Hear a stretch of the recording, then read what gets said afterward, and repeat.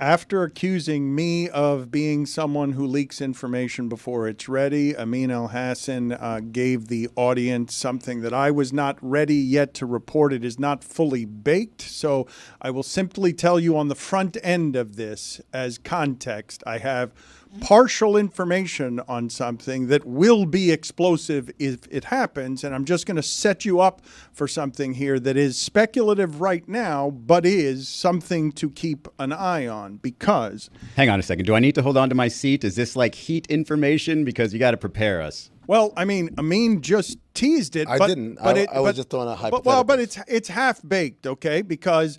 It's not a fully formed thing. I'm just getting a handful of texts on something that is worth watching if you're interested in the transaction and speculation. And, of course, everybody's wondering, right? The Miami Heat have been left behind here, Stugotz. Hi. The Miami Heat have been left behind here, Amin, and that's a funny verbal crutch I have. It's just funny. What are you going to do? It sure is, Hawk. They've been left behind by transactions, and I don't believe that Pat Riley is going to sit out at his age. I don't believe that he's going to just sit out and wait and watch. I mean, I'm assuming in New York, aren't Hart and DiVincenzo going to the bench now because Bridges is going to do what he does there? Like that, the Knicks are now substantively better than the Miami Heat, and the Sixers are substantively better. The Celtics are obviously substantively better. The Bucks are probably better, and I just don't believe that they're going to sit all of this out, and he's done a lot of striking out. So here's the information that I have for you to keep an eye on, and it's not coming from the Miami Heat because I haven't had time to do any of the reporting on this. Seems a little premature then.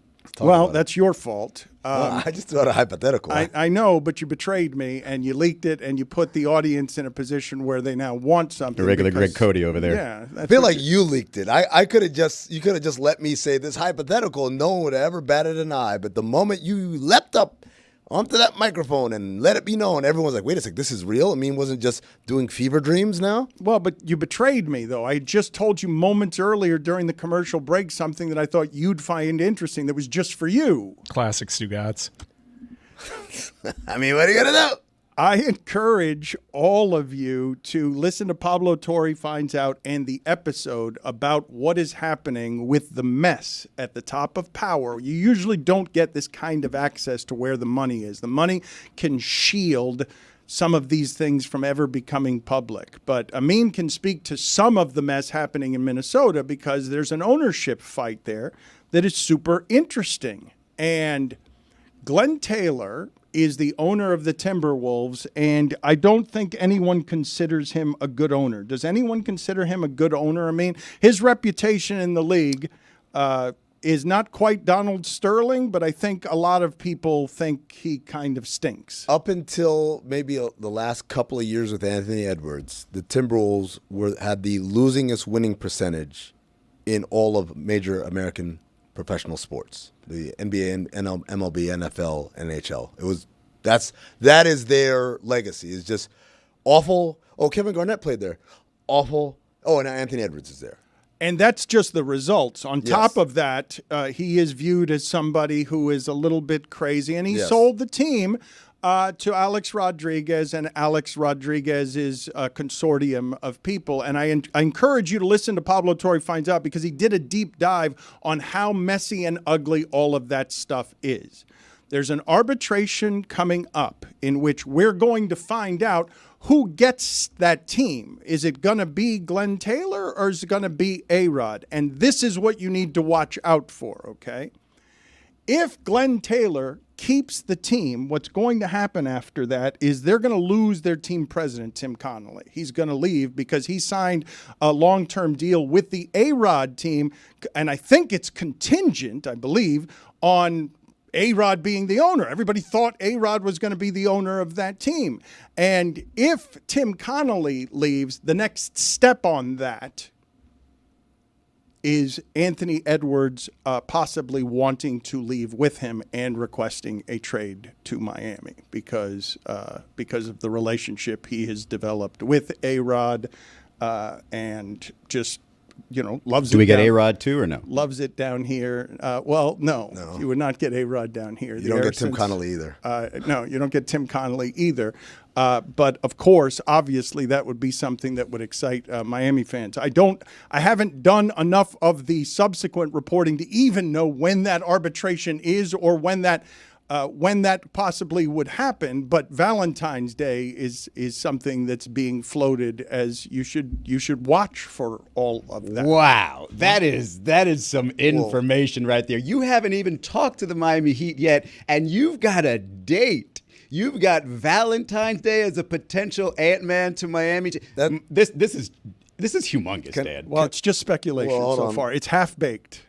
It's not. I cannot report that with any sort. I can't report that as concrete. It has to be speculation. Ladies and gentlemen, I'm going to tell you right now, it is terrible speculation because the trade deadline is February 7th. So that's a week before. Okay, well, close enough. Around Valentine's Day. Like Super Bowl day. We're back. Dan never knows when Valentine's Day is.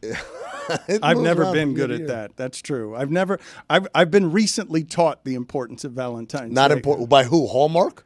No, Preach. no. Why would I've been? Yes, I went to a training course at Hallmark where they taught me the importance of Valentine's Day. Not important at all. Not a real day. All the days you can show your significant other love are important days. Yes. And if there's one that is important to him or her, you should probably pay attention to that. No, you don't strike me as much of a romantic. No, you got to let them know, Dan. You got to let them know, hey, this, you can pick a day. It's not going to be the day that everybody else then chose because Hallmark told us. Yeah. Because American capitalism told us, this is the day you love your person. No. I love my person every day. And if your person's birthday is anywhere near Valentine's Day, Guess pick what? one. You're not getting both. Exactly. Which one's more important to you? What are your thoughts on everything that I just speculated? That's a lot of dominoes. That is a lot. Man, we could go down to Calle with that many dominoes, right? Like you're saying, okay, so first we have to have Glenn Taylor prevails in this arbitration, which... Is it him prevailing? Because didn't he try to sell the team and now he wants it back? Is that a win for him? I don't know. It's a win for him if he gets it back because then when he tries to sell the team again, he can get fair market value as opposed to the paltry number he agreed to when he first decided to do this sale. So that's part one. Part two is the idea that Tim Connolly says, I'm out of here. Now, there might be some legs to this because he signed an extension in June, 5-year, $40 million deal that includes an ownership stake with the team, presuming that Alex Rodriguez and Mark Lowry take over majority ownership from Glenn Taylor. So I don't know if that language means if they don't, then that contract becomes null and void or becomes renegotiable or whatever it is. But I could see Tim Connolly say, well, look, I went from owning a piece of an NBA team and a lot of money to just a lot of money. I don't need that. Especially where I'm at now, I've got like the highest kind of Q rating as far as execs. Well, most leagues are strategic, and we usually wonder, especially in the NBA, we ask aloud, who benefits from this being out there? I think A-Rod, right? Because like now this league kind of frames it like, if I don't win, you may lose the player that brought you back. Absolutely. Like if I don't win, everything goes back to the Dark Ages. Like back to the Stone Ages. The problem that I have with getting too excited, despite my excitement a second ago, is the part where it's a trade demand to Miami. Like, does Anthony Edwards have that type of pull now? Will Minnesota give him what he wants? Will they trade him to Miami, which nobody wants to trade anybody to Miami these days. That part has me less than excited, but I like the idea that it's already leaked over to Minnesota, if that's the case, if they're nervous over there. We're not at that domino yet, Izzy. We're still at the domino of, is Tim Connolly going to just quit, walk away from $40 million perhaps because he doesn't get an ownership stake in the team because Glenn Taylor or he doesn't want to work for Glenn Taylor. Maybe I don't know enough about Glenn Taylor. I know what the results are and I know what his reputation is among other owners, but I'm not privy to any good information on what kind of chaos would be wrought if Glenn Taylor resumes as the bad owner of the Timberwolves. Right, because there's a way to think about this. you say, hey, wait, Tim Connelly, that's a lot of money. Tim Connelly might say, look, I've been able to do my job as well as I have over the last few years because I had owners who could vouch for me and fight for my decisions or whatever. Having to deal with just Glenn Taylor might make my job harder and might tarnish my reputation. Right now, Tim Connelly is the guy, right, in terms of front office people of great reputation. Maybe he's like that. It never gets higher than this. So if I'm going to ever command a crazier salary, a crazier contract demand, I should probably walk out before this thing falls apart, right? So that's the next domino. So the next domino is Anthony Edwards says, look, I like my teammates. I like my coach. I like living in the city, and we've done a lot of great things. And I'm 23 years old, and even though I'm 23 years old, and most 23-year-olds think that all the success is because of me, I did it, and I can do this with anybody, he's going to have the foresight of saying, no, actually, the genius behind all this is Tim Connelly. And if he walks out, and Alex Rodriguez and Mark Laurie walk out, this whole thing falls apart. Even as great as I am, I can't save it from Glenn Taylor. That's a huge domino to assume. So then that domino falls, and then you say the next domino is I want out, and where I want to go is to Miami because I have a relationship with Eric Spoelstra through Team USA, because I have a relationship with Dwayne Wade through Tom Crean. He's been down here a lot lately. Well, I mean, there are a lot of guys coming down here a lot. A lot of people can connect those dots because of things that Anthony Edwards has said before and because of the relationships that you've highlighted. Right. So then that's the next domino. And then the final domino is, okay, all of this is true. Glenn Taylor wins. Tim Connelly says, I'm out. Anthony Edwards says, I'm out too. By the way, I want to go to Miami. What Izzy just highlighted. The last domino is, okay, Damian Lillard wanted to come to Miami too. And we saw that worked out. So it's a very, very long road, ladies and gentlemen. We have until a week before Valentine's Day to keep an eye on it. All my report was keep an eye on all the dominoes, a dozen of them. Hey, what's up, guys? Jag from Jaggy Sports here. Let's talk about what we just witnessed. What we just witnessed was a video saying, of Dan Le Batard, saying he has speculation that Anthony Edwards could be on his way to Miami. Now, I don't know how true that is, but I do know that there is beef between A-Rod and the current owner of the Minnesota Timberwolves, Glenn Taylor. So the bottom line here is, as you heard it, February 14th, who gets the team? Who gets the team? And if Glenn Taylor gets a team, then A-Rod's out. If A-Rod's out, then Anthony Edwards might request a trade. We don't know, right? This is just speculation. This is something in the works, preliminary. This will get hotter by the next couple of months, especially February, because he just mentioned the date, February 14th. But imagine that. Imagine Anthony Edwards on the Miami Heat. I'm not saying it's going to happen because Minnesota Timberwolves, if Tim Connelly Jr. is out, then Anthony Edwards could be out too. We don't know. But imagine the fact that Anthony Edwards ends up on the Miami Heat. You got Edwards, you got Jimmy Butler. Obviously, Minnesota Timberwolves want a big trade back, right? They want everything. Because why not, right? Anthony Edwards is legit, some say, the future of the NBA. I don't know if a lot of people would agree with that statement, but he is damn good. Everybody knows this. Everybody wants Anthony Edwards, and maybe Pat Riley makes it happen. We don't know. But, it's kind of like this. Miami got, they never got Damian Lillard. They never got Tyus Jones. I know he's not on the same level as Damian Lillard, obviously, but they needed an upgrade. They never got an upgrade in Miami. They never got an upgrade last summer with Damian Lillard. So it's kind of like Miami's been striking out, and I don't think this is going to happen. There is talk, or there was talks of Jimmy Butler getting traded, requesting a trade, leaving at the end of free agency or at the beginning of free agency. I don't think that's going to happen. He loves the culture there. Pat Riley is amazing. You have an amazing head coach in Eric Spoelstra. You know, they have won before. LeBron James, Shaq, Dwayne Wade, whatnot kind of thing. So Anthony Edwards would fit perfectly in the Heat culture. Now, you have to think, what are the chances of this happening, right? Because you know, I know it's a players' league. But it's also the fact that, hey, if you want to trade, we got to get a lot back. Rightfully so, right? Because Anthony Edwards is amazing. But if you're Miami, you got to compete. Like, look at what the Knicks did. The Knicks got Mikal Bridges. Look what the 76ers did. They got Paul George, right?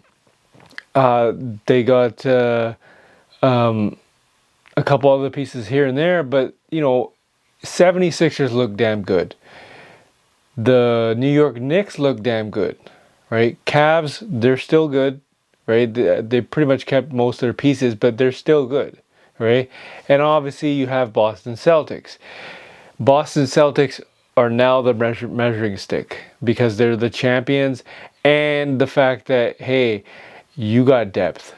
You got a very deep team, and quite frankly, you got to compete with that. So if you're the Miami Heat, you have to level up. You have to. There's no other way around it, right? You are not going to get anywhere with just Jimmy Butler. I get it. Playoff Jimmy is amazing, right? I actually had them to win the East. But Jimmy Butler got injured, right? And you got Bam Adebayo. So, you know, like, if I'm Minnesota and I want this to happen, you know, I'm asking for the farm. I'm asking for picks, pick swaps, Tyler Hero, Duncan Robinson, a lot of their rookies, right? Like, you know, you have to. You have to ask for that. That's Minnesota's side, but it's actually quite reasonable to make a trade on Miami's perspective because, like I said, you got to compete. You're not going to get anywhere. You're minimizing Jimmy Butler's window if you don't, and quite frankly, he is in the last year of his contract. If you don't do something now, what if he walks and you get him for nothing, right? So if I'm Pat Riley, I'm doing something. And if all rumors are true, just like this video said, I'm asking for Anthony Edwards. Just saying. Leave a comment in the comment section. Tell me what you guys think. Is this rumor going to be true? Anthony Edwards to the Miami Heat. I'll repeat that one more time because I had to re-watch this 3 times to actually think about it. Because you're like, this is a monumental trade if it goes down, right? So leave a comment in the comment section. Tell me what you guys think. Is this rumor true? And let's just say hypothetically, if it was true and it did happen with Jimmy Butler and Anthony Edwards on the same team, how does the Miami Heat do in the Eastern Conference now with Boston, New York, 76ers, the Cleveland Cavaliers? You don't forget Orlando Magic. They did a very good playoff run. Indiana Pacers, right? You have a lot of other teams out there that can actually do some damage, right? I know I'm forgetting a couple here and there, but those are the main pieces. So if this trade goes down, how does the Miami Heat fare against those guys? And if they keep Bam Adebayo, how do the Miami Heat fare against those teams. Leave a comment in the comment section. As always, Jag from Jaggy Sports.